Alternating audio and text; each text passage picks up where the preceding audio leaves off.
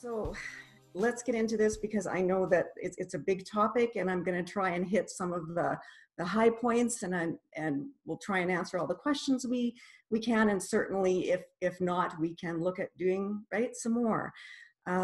So let's get into the first part, which is we know that we are existing in a very unique situation or in a unique time. Most of us have not experienced anything quite like this, right? So we collectively are in a state of fight or flight because there is a threat out there. We can't see it directly.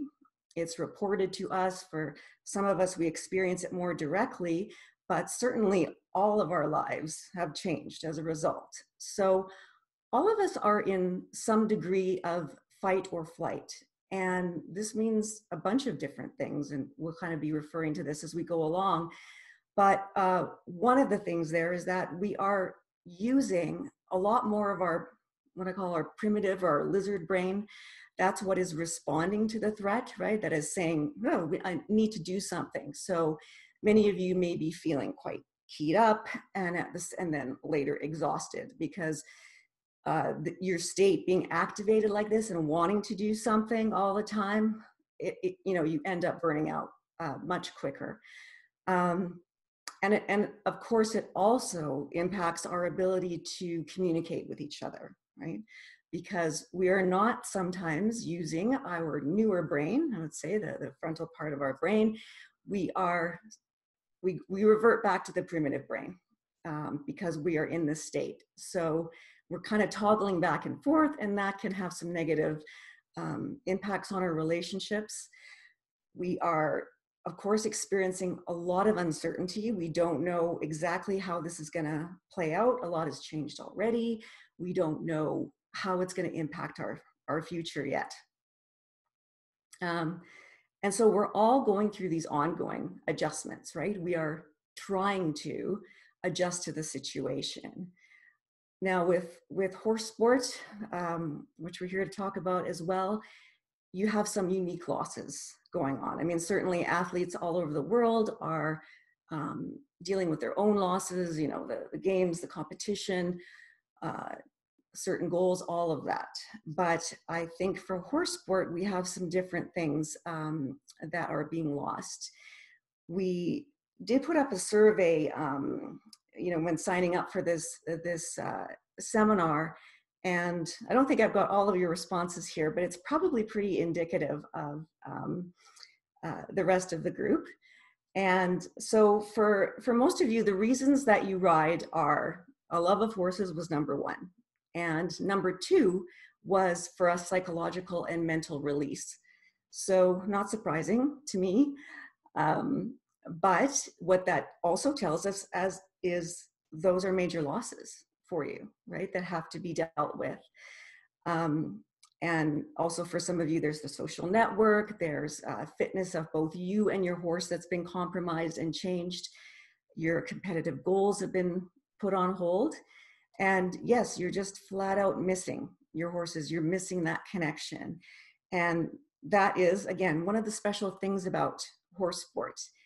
And one of the things that actually we are missing altogether because we're in isolation. Whenever we come into contact with each other and we touch each other, we produce a hormone called oxytocin. And oxytocin has been nicknamed like the cuddle hormone. And it's actually now been proven that this oxytocin also gets excreted when we interact with our animals as well. So for riders, they've got a bit of a double whammy going on. You've got you're isolated, not able to hug and touch each other unless you're living together. But you're also cut off from the touch of your horse. A lot of you are. Again, going back to the survey, at least the 32 people that did respond, probably about half of you cannot ride at all. And another chunk of you are riding a lot less than before.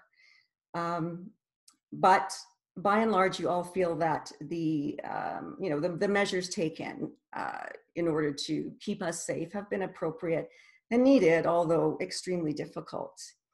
So there's these losses going on, and that is really this first phase of what we could call of the adjustment, is recognizing those losses and naming them and allowing yourself to grieve them and say, yeah, I'm missing my routine. I'm missing my horse. This is what's upsetting me, and talking about it or downloading it onto a sheet of paper. But acknowledging it is really important, because it is a really, really big change that we're going through. And that grief is going to come and go, right? Because some days you might be finding ways to feel better and normal and more grounded. And then you might swing back into the next day thinking, oh, my mood is really low. So that's quite normal for what's going on right now. Like I said, we are all in a kind of a state of suspension because there's so much uncertainty going on. So horses, yeah, that's one of the great and unique things about the sport is that we get to partner with a living being and have that special relationship. And that is a major loss, I know, for all of you. Now, another tough thing that we're dealing with in this environment are social judgments and shaming. And it's on the rise. You can certainly see it on social media, and some of you might be experiencing it directly. I know that there has sometimes been some tension and division within the horse community because of the difference of how people have interpreted the rules, so to speak. And that's made it awkward so because we've got half of you that can't ride at all, and some are riding. And so it may be that you know each other and you interact, and that can be a really difficult thing to manage. And I think as far as that goes with these differences, that if you are in a situation where you have a friend that can't ride and you can, again, it is to acknowledge it and say, wow, that must be so hard. Tell me about what it's like. Can I do anything to help, right? So showing empathy and compassion toward that, I think is important, right? Being able to allow that person to be heard. As far as if you are the recipient of some social shaming or judgment, do you need to say something? That's a big question, because there is so much variability in the situation in terms of how close is that person close to you? Do you know them? Do you want to preserve the relationship in any way? Or, is it someone at the supermarket, that kind of thing? So, but I would say you need to sort of pick your battles with whether or not you respond back to something that's been said to you concerning, right? It's sometimes or a lot of times it's around the safety issue and, are you following the same rules kind of thing. There's going to be things that, sometimes I say, okay, is it is the problem a pebble, a rock, or a boulder? Like how big is it? What are the stakes? So if it's someone standing, too close to you, for example, in the drugstore, well, you might just choose to move away. If it's something really life-threatening, that's going to be a different response. But the fact of the matter is, it's hard to influence others' behavior and change that, especially now, because this goes back to the whole fight or flight brain. And because we're under threat, we're more likely to just react rather than respond. And so because that primitive brain works far faster than our newer thinking brain, sometimes you just react. and it can be hard to slow down. But I think by and large, we have to strive to be, you can still be firm and kind at the same time. And as far as, some of you had some questions about, well, there's so much misinformation out there. That's another thing that divides people. And certainly that's a problem. I think it's a complex problem. um, because different regions are being hit differently. What do we constitute as the facts? The facts are changing so rapidly too. So sometimes you can be speaking to someone, and you might be on 3 days ago facts, and they just heard something. So there's a lot of complexity with that, that we have to be aware of and empathetic about. But on this topic, I'd just like to say that to go easy and to try to give yourself the space to think about how you do want to respond to judgments or criticism, and be mindful of that, because at some point this is going to be all over, and at the end of the day you also want to be, I think, satisfied, right, or in line with your values about how you choose to respond to that. And coping, of course, which is really the big topic here, because again, we are all consistently in this state of fight or flight. The daily releases, and what I mean by that is physical movement is an important one, but it can be other things. It can be discussions, etc. But the daily releases are important because that fight or flight and all of the changes in your body, if you don't allow it to release, you're virtually kind of stewing in this toxicity of stress hormones, which is not going to be good for your health. So, our like I said, our primitive brain and our body is really mobilizing right now, and it's saying like, okay, there's something wrong, everything's changed, there's a threat, what can I do? And yet there's so much that we don't have control over, that there can be a very quick buildup. And like I said earlier, that can also lead to a lot of fatigue, because there's a lot of mental work going on here, which we need to remind ourselves of. Mental work is just as fatiguing as physical. So like I said, don't be surprised if during this time you're a lot more tired than usual, even though you feel like, well, I'm not really doing as much. Routines are super important right now because we have no dividers. We have no separators. We are, most of us, constantly in the same space. So we're having to work in the same space. We're having to be social. We're having to try and have fun. We're having to try and do all of these things in the same space, which is why you see all the memes out there about, last night I wanted to go visit La Kitchen, La Casa Kitchen, or whatever. We're having to rename parts of our house just to try and create separators. We are really not used to that. That has been, and I think continues to be, because I know for myself, I keep working on this, and I keep refining what I'm doing with my routine, because it's really tough to do in the absence of, oh, well, now I go to work, now I go to the gym, now I go and do this with a friend. Now it's about us actively creating all these separators. But doing so can help you feel more oriented. It can give you anchors to your day and help you to feel more productive, among other things. So you can start with just like going to bed at roughly the same time, getting up roughly the same time, finding ways to anchor your day. If you're not working, if you are working, then you're looking at, this is what I'm doing. I am having lunch, trying to keep those normal things going. And speaking of which, it is important now too, because again, our primitive brain is really in its negativity bias, and it's pointing out everything that's threatening and is not the same and it's never going to be the same, that we can come back to, okay, what is the same? Okay, so I still have the same friends, I still have the same values, and I still work out of those same values. Now, granted, sometimes during something like this, our values might shift, but it's usually for the better.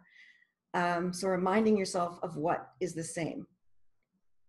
Connecting meaningfully, that means doing this, trying to get on video or going for a walk, it's super important that we can see and read each other's faces. That's very different than phone or text. I mean, text has no responsiveness, phone is so-so, but for us to be able to interact and see each other and see each other's expressions helps us be in better sync. And that is something that's extraordinarily calming to us. So it is important to seek that out. Limiting media intake, I do that once a day. At the beginning, it was twice a day. Now it's only once a day. I decide on my sources of information and I keep it to that. Otherwise, it could be an endless, as you all know, I mean, an endless stream of information that is sometimes contradictory and distressing. Identifying stress versus anxious worry. So what this really means is that we are in a state of stress. It's normal, right? We like I said, we have a threat that's still out there. It might be unseen, but it's still there. So our body's still feeling activated, and that can be a good thing because it's probably going to motivate you to wash your hands more and stay away from people and, you know, do things that are going to help your health. Stress is meant to help you solve the problem, basically. Anxious worry or anxiety, when it gets to a certain point, is really like a response to the threat. And it is more about the future, about what could happen. So if you're thinking a lot in terms of what ifs, what if this happens, what if that happens, then you may be tipping right into anxiety. And of course, you're going into a place where you're imagining some of the worst case scenarios, and your body's starting to respond to them as if they're happening. It doesn't matter that they're just happening in your head. And so you're going to be getting more and more wound, fatigued, like, you know, run out of energy. But the other thing that's going to happen is that you're going to feel less in control because we don't have control over the future, right? So it is important to try and recognize our anxious thinking and bring ourselves back to, okay, what's right in front of me? What can I work on? What can I control? What can I do? And just getting to that. And like, as I said, pulling yourself away from the anxious worry. Defining, oops, I'm sorry. I got a little ahead of myself. Back to the horse sport, a part of this. So you need to obviously define your for now sport. And we don't know how long that is. And that I know that looks different probably for everybody who's come to join us today. I don't think you need to abandon all your goals. Some are going to clearly be put on hold, such as competition, but you can redefine them and do need to start redefining them. Otherwise, again, it's going to continue to be this hole, this loss that you that feels terrible, but you feel out of control with. So you want to look at, yeah, how can I redefine my goals for now? I know that there's some coaches out there, and there are other people who are connecting with other horse people. And I think we can look at, okay, like for coaches, what other kinds of lessons can you offer? And on a regular basis. So again, there's that anchor of, you know, once a week, you're going to have a lesson, and I'm going to send you the material. So if it's something to do with maybe educating yourself on the physiology of a horse, or how a horse registers a fight or flight, or learning more about the horse brain, for example. April? Yes? Can I just cut in for a quick sec? Are we supposed to be seeing your slides here? Oh, you're not seeing them? They're not switching for us. Oh. We just see your main screen right now. Oh, no. I can see it, but, oh, sorry, guys. I might have to go into the full. There we go. Yeah, that's perfect. We can see, so yeah, and then I think Okay. if you just click your resume, or we should be fine. I think that's good because it So shows. now you can see the defining your for now sports slide. Yeah, that's the one we see. Perfect. Okay, good. Okay, sorry about that, guy. More learning curve on this tech stuff. So you didn't miss too much with the past couple of slides, but we have a handout anyway. So talking about, yes, the defining your for now sport. And yeah, and coaches being able to think out and try thinking outside the box and seeing what other kinds of lessons you can come up with. You can also do strictly visualization lessons, right? Where you get together to rehearse a particular skill or set of skills, or you post a course, or you read a dressage test, you have some sort of challenge that you visualize, and then as a group you can debrief together. So there's a lot that you can do with visualization, and I'm just getting a course that's together, online course that's just visualization. It should be ready next week to help guide you guys. With connection, you, as we said earlier, it's so important that you see each other. So try to schedule regular Zoom barn hangouts. You can do, anything you like with those. Sky's the limit. You can just make them social and fun. So you can play some games, and they can be horse related or not horse related. But it is a chance for you to still come together as your community and see each other. And again, that reinforces, like, I'm not in this alone, and these are familiar humans. I get to see them, and that relaxes the stress response. So very important. And for those of you that can't see your horses right now, they are being, and I think that's a good chunk of you, they are being looked after by, what we call primary caregivers. I think we have to try and think outside the box and solve that problem to try and get you some connection with horses. So for example, is it possible with the person who's looking after your horse for them to take some photos or some video every, I don't know, once a week, something that is then shown on your, your weekly Zoom gathering, so that you can visually see your horse, see that he's, okay, doing all right. What does he look like? Has he gained weight? All of that again is going to be a de-stressor. So I'd love to know, when we open it up to questions, if any of you have done that already, or what you think about that idea, because it's kind of like when when I've gone away on an extended vacation and my dog is in daycare, and but I get I get to look at the Facebook feed of him doing certain things. Then I can see, oh, he's okay, he's all right, and that, right, de-stresses me. So we also need to look for ways to connect with our horses. This one's, I think, extremely important, and maybe could be tougher for athletes than for other people. But it's really important to go easy on yourself right now.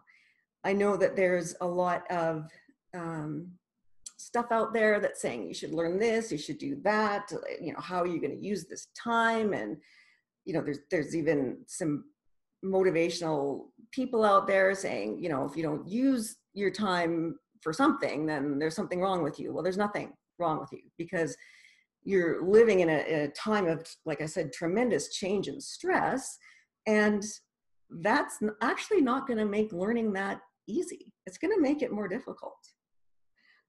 Again, because we're more fatigued, because we have to keep checking in on the threat, and where are we at with that?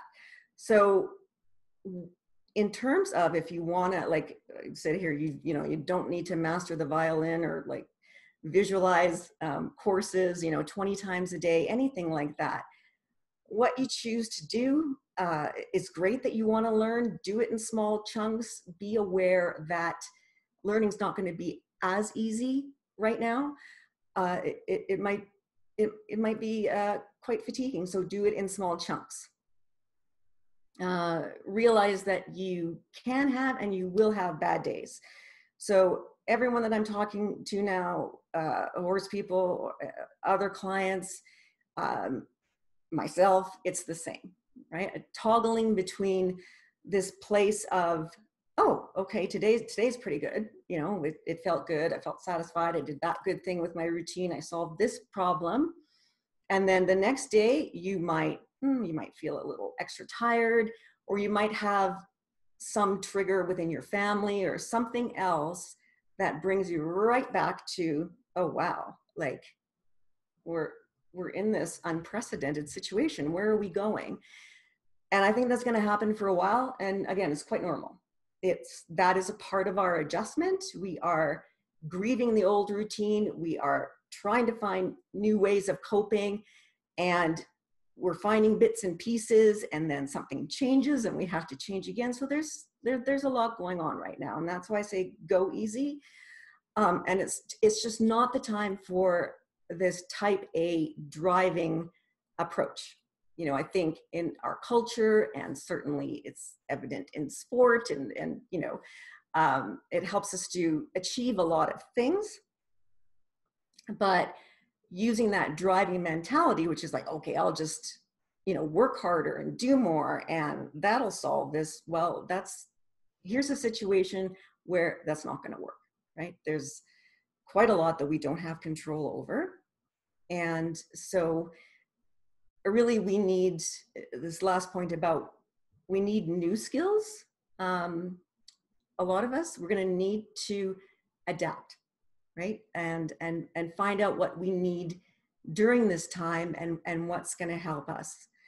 And on that note, I just want to share my thoughts about 2 skills that I think are really worth developing right now for your mental health.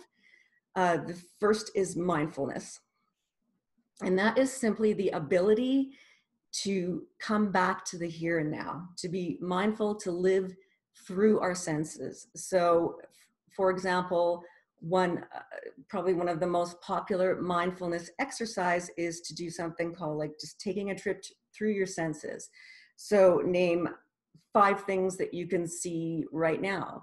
Name 4 things that you can feel. So, you know, the fabric on the chair, you know, how does your shirt feel?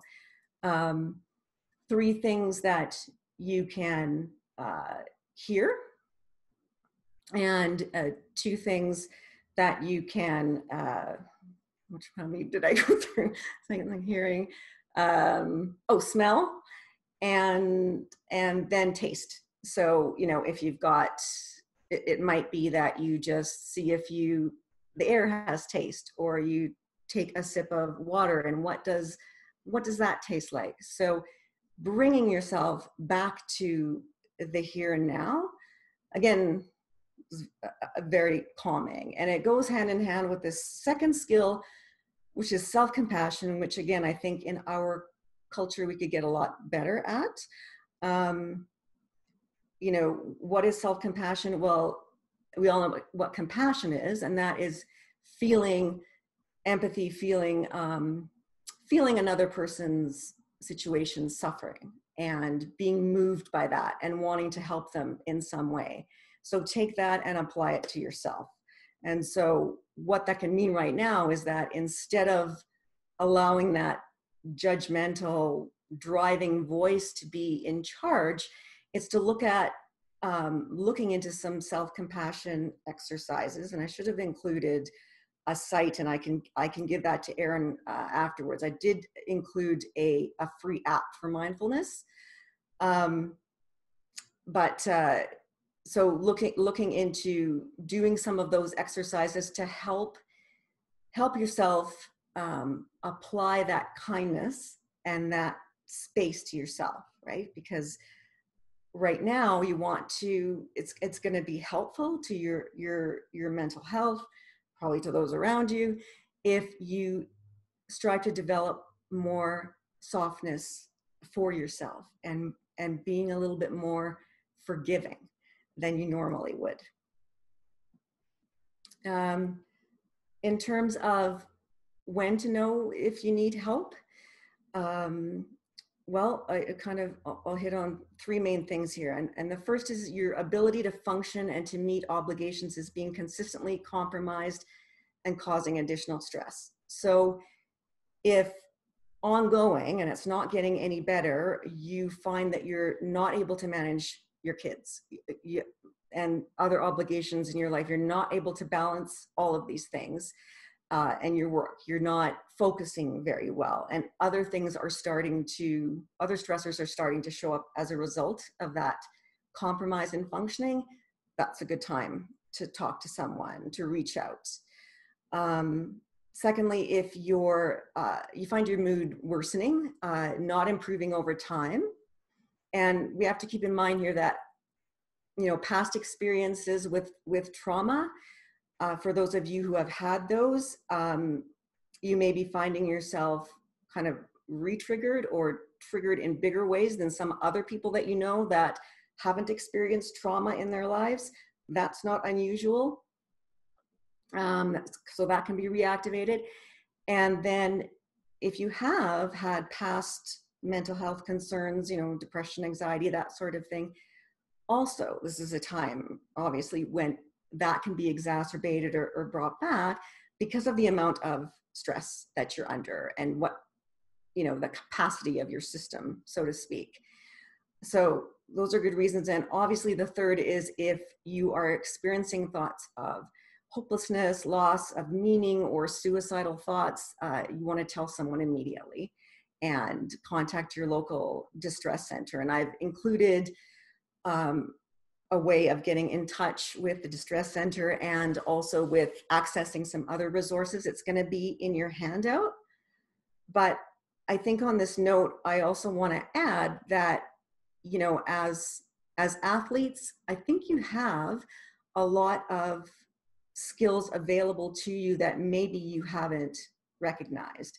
And also those of you who have experienced mental health difficulties before, you probably have a lot of strengths and a lot of skills that maybe you're not recognizing. I had the most beautiful conversation with a client the other day where he was able to recognize that, because I've been through depression in and out most of my life, I actually find that I know a lot more than some of the other people in my life. He said, I know about how to create a routine. I know about self-care, and I've been helping other people around me to do those things better. So what he used to see as a weakness, he's now seeing as a strength. And so I'm willing to bet that all of you do have some strengths that you can call on to help yourself and others. Finally, before we get to our Q&A, I guess my parting thought is just to remember that this is temporary and that this pain is temporary. And we know the horses are forever, right?